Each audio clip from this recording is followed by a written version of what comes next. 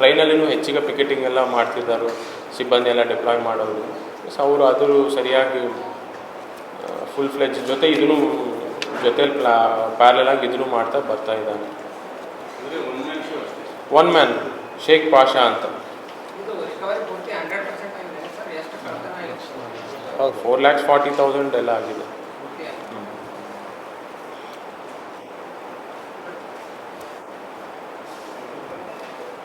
But ಏನಂದರೆ ಇವನು ಸಿಗೋದು ಭಾಳ ಕಷ್ಟ.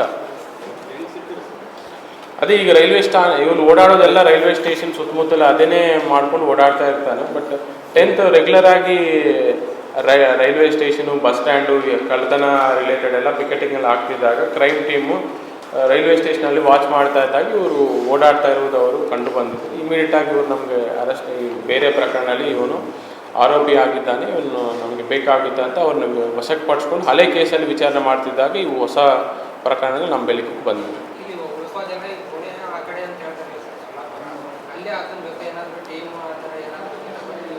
ಈ ಕಳ್ತನ ಮಾಡಿದ್ರೆ ಒಬ್ಬನೇ ಮಾಡಿದ್ದಾನೆ. ಮತ್ತು ಬೇರೆ ಕಡೆ ಏನಾದರೂ ಕೇಸಸ್ಸು ಏನಾದರೂ ಭಾಗಿಯಾದ್ರೆ ತಿಳ್ಕೊಬೇಕಾಗುತ್ತೆ ತನಿಖೆಯಲ್ಲಿ. ನಮ್ದಂತೂ ಅದು ಎಂಟೈರ್ ರಿಕವರಿ ಆಗಿದೆ ಮತ್ತು ಒಬ್ಬನೇ ಆರೋಪಿ ಇದರಲ್ಲಿ ಭಾಗಿಯಾಗುತ್ತೆ. ಈ ಜಂಕ್ಷನ್ ಎಲ್ಲ ಟ್ರೈನ್ ಬರೋದು ವೇಟ್ ಮಾಡ್ತಾ ಇರ್ತಾರೆ.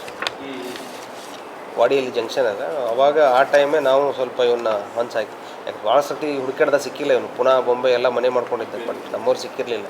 ರೈಲ್ವೇದವರು ಹುಡುಕಾಡ್ತಾ ಇದ್ದಾರೆ, ಅವ್ರಿಗೂ ಸಿಕ್ಕಿರಲಿಲ್ಲ. ಬಟ್ ನಾವು ಪ್ಲ್ಯಾನ್ ಮಾಡಿದ್ವಿ ಇಲ್ಲ. ಆ ಥರ ಏನಿಲ್ಲ. ಓಕೆ.